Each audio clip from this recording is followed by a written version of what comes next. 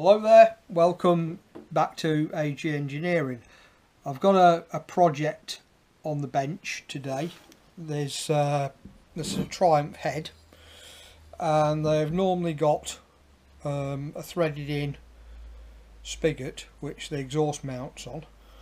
Now these are either worn excessively or they've been at some point rethreaded to some in between oversize or a helicoil size or something.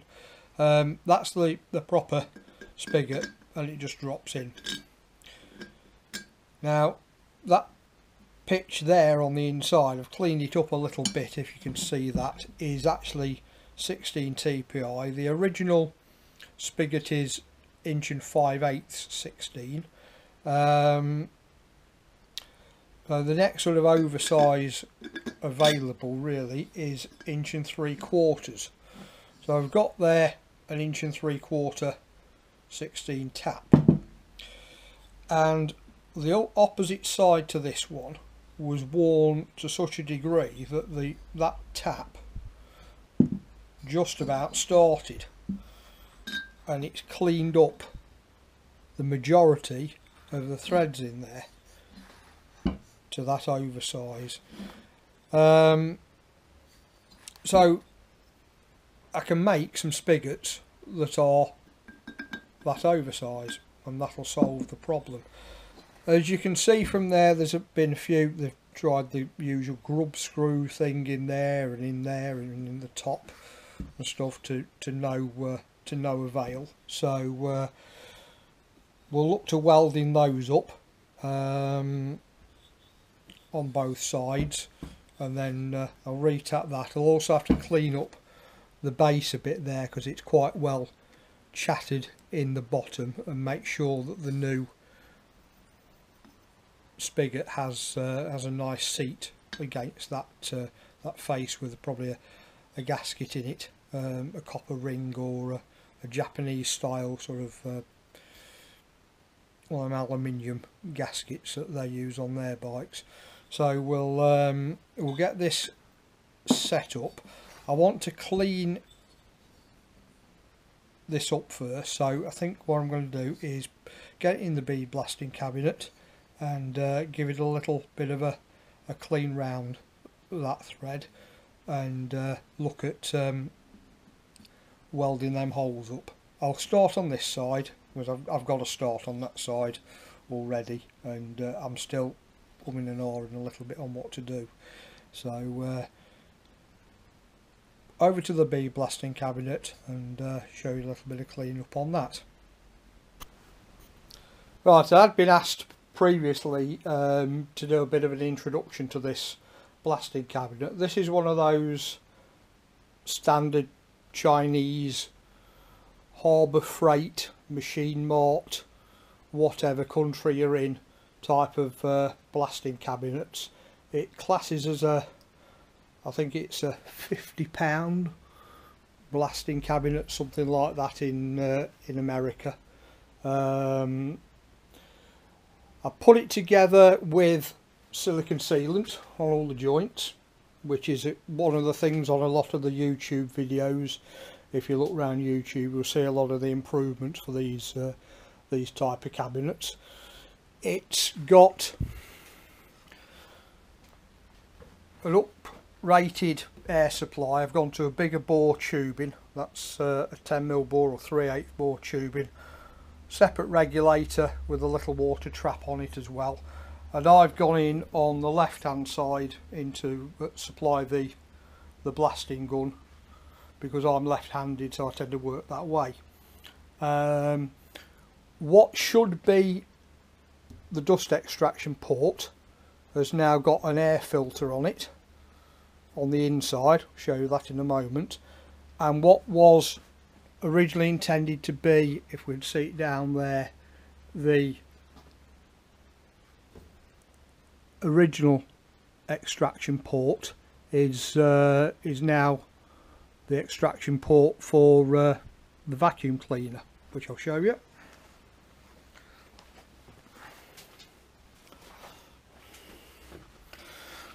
So up the back there you can see it's got a little K&N type air filter on. That's to for the air coming in when the vacuum's on. If there's not enough airflow or you stop blasting with the gun, it's so well sealed that if without an air independent sort of air intake, it actually sucks the sides of the cabin in.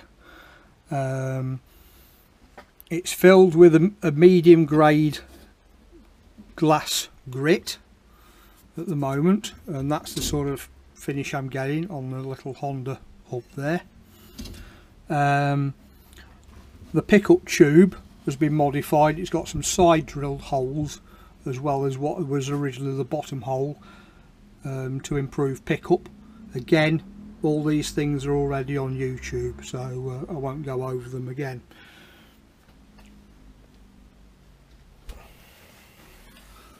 On the vacuum dust extraction side, this was originally like the air intake. I've used the plug that comes with the machine to make an adapter that connects to a vacuum hose on there, and we're going into a cyclone. This is again the standard generic Chinese copy. There's a lot of these featured on the woodworking sites on YouTube. It's sort of a copy of a Dust Deputy, which seems to be a common brand of them. That's into a bucket there, and that collects most of the dust from this. And the power source, the vacuum cleaner there, is underneath, and that's a little AshVac there, if that's readable. 1000-watt ash vacuum cleaner, and very little gets into that, very little indeed. My standard apologies for the hand camera work here. So there, I mean that's still pretty clean, and it has been used. So I'll get set up for blasting, and I don't know what the footage will be like of inside because you're looking through the glass on top here as well, and we'll get this head cleaned up a little bit. It's very noisy with the compressor going and with the vacuum cleaner going, so I'll have to mute the sound a little bit on the video.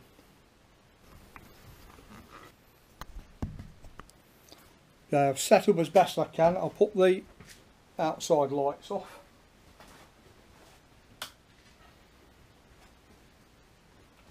Compressor's on. The vacuum cleaner's about to start. Lock the door up, and again apologies for the noise of this.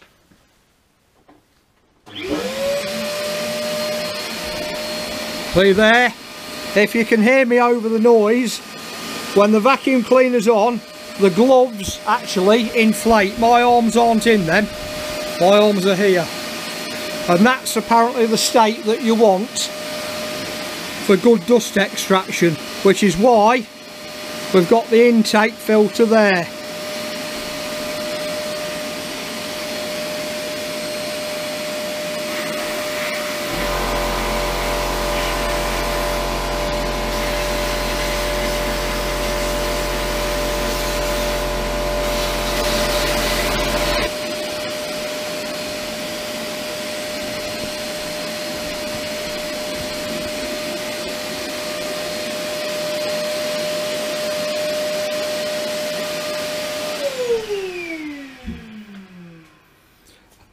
And as the vacuum goes off, the gloves deflate again.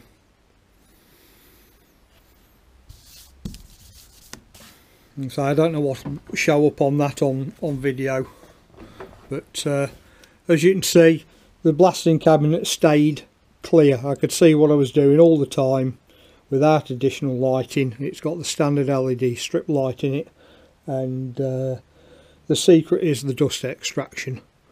Makes a massive difference, and that cyclone filter stops you your vacuum cleaner filter clogging up. So there's an intro to the blasting cabinet. I'll get this out and cleaned up, and we'll look at the next stage. Right, let's get a little bit of weld in them holes just to tidy it up a bit, or make it worse.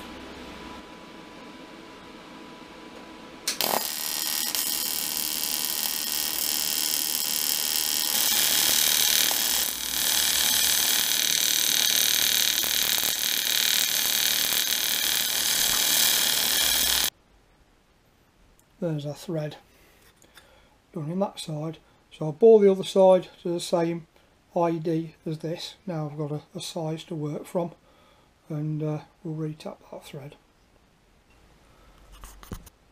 The setup for getting it vertical is that simple as that.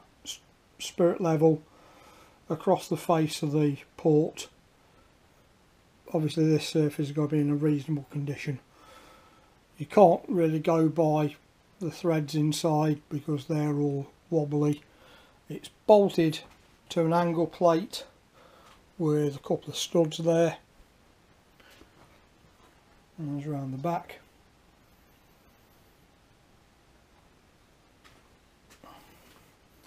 And what we've got as a level there is the same that we've got a level there. Close enough for what we're doing over that shorter distance.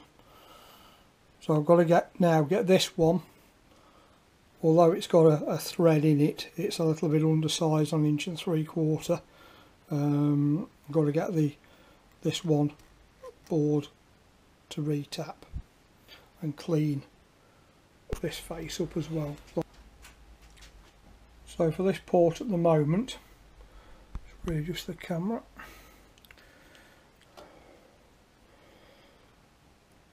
We're at about 1634 on the minor diameter.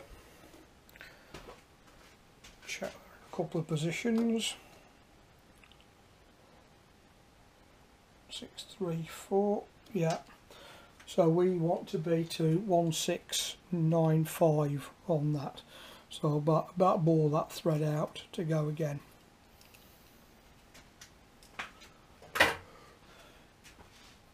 Yes, there's a thread in there, but it's a little bit on the damaged side. It's been chattering about, so and I want to make the spigots both the same anyway. So we'll take a few thou out of it. Centralising on this is very much by eye because I haven't got a decent surface to sweep onto there. So I've set the boring head to trace around the outside here on the casting, which is roughly even there. I'll bring the boring head in,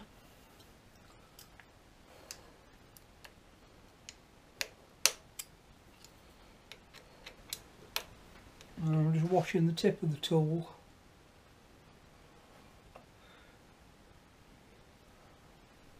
until I get it roughly even, and I'll carry on with that. And then once I'm close, I'll start a test bore and adjust to suit. I'll show you that in a moment.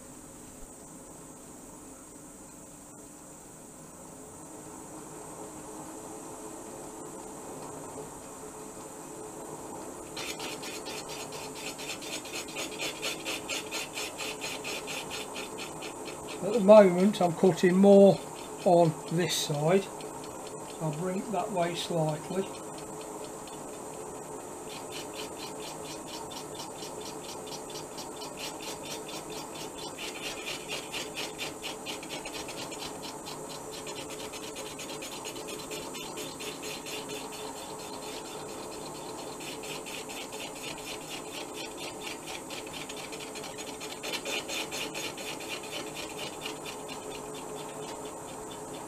I need to be to me slightly.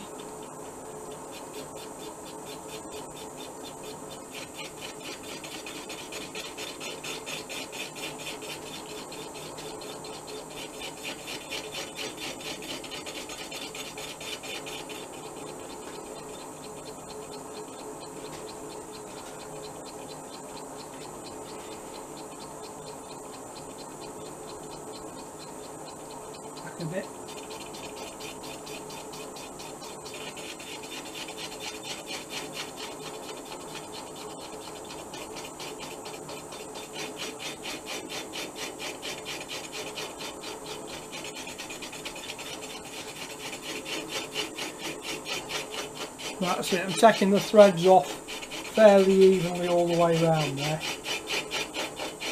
I'll run it down to the bottom at that. Then when I hit the bottom, I'll set a 0. Because I also want to face at the bottom of the hole.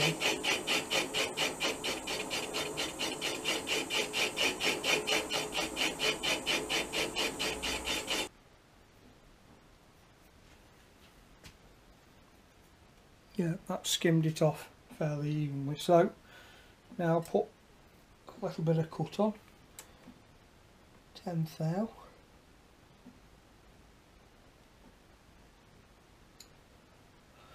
I've got these adjuster screws just snugged a little bit.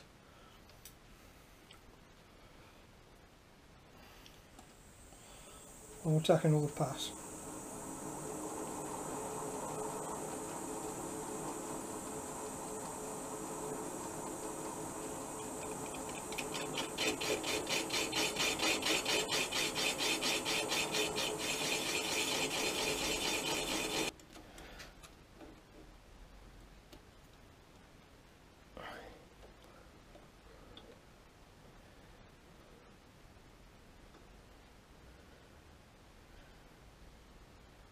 About another 30 thou to go.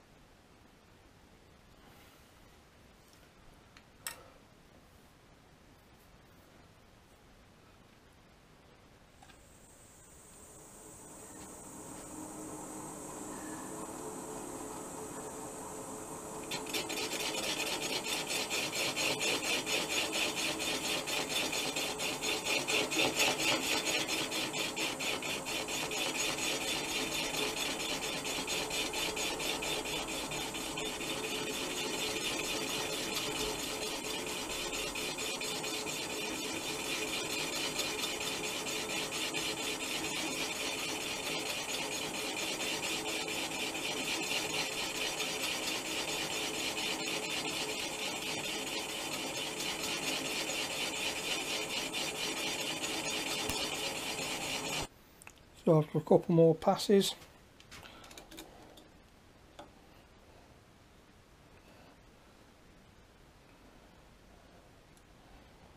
one 6/9, 3.5, close enough.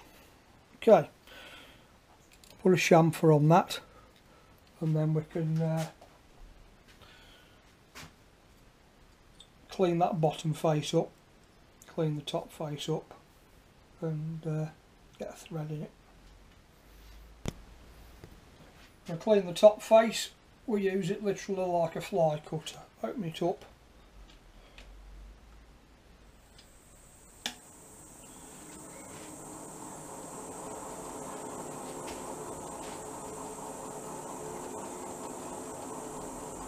raise the table,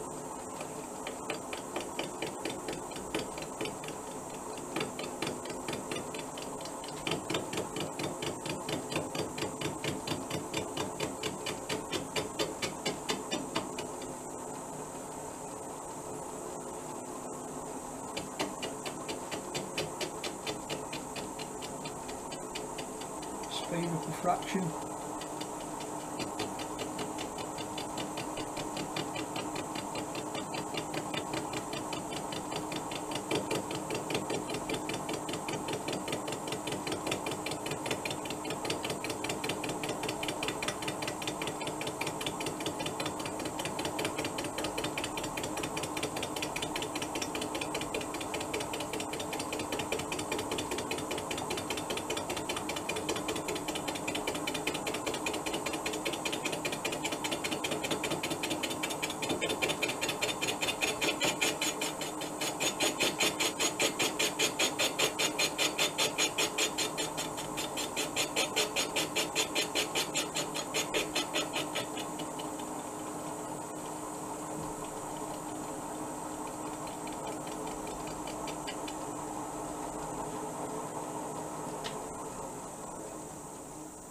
Not faced up with a minimum amount, literally a few thou, just to to clean it up.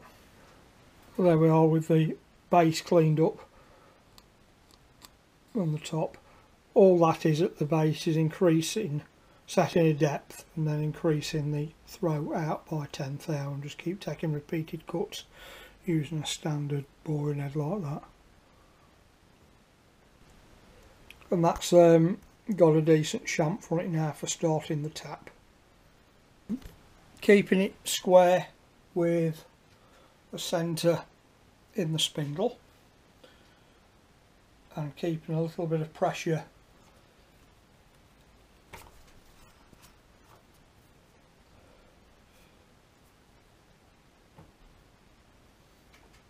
on there, just with the hand lever.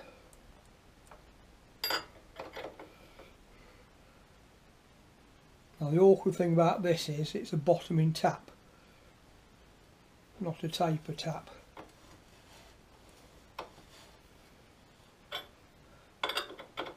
Or even a second, so I haven't got anything to start it with. So it's got to be this one.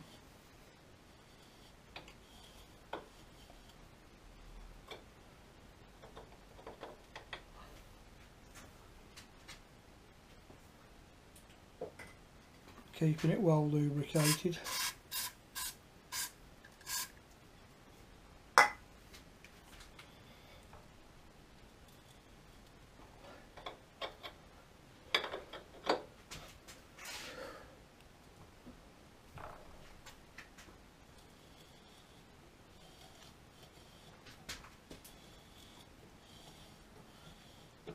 Once we're started, like that, we're okay.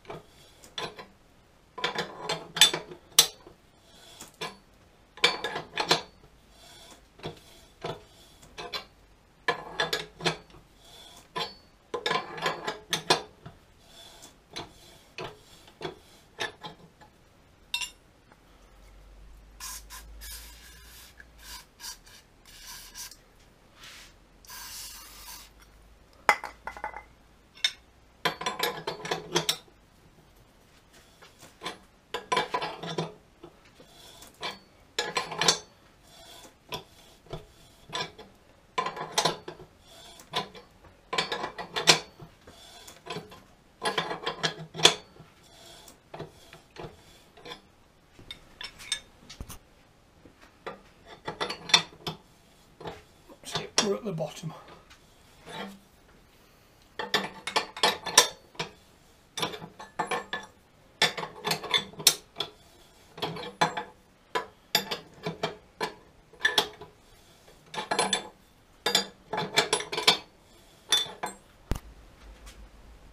There we go, nice thread, nice clean at the bottom and nice clean at the top.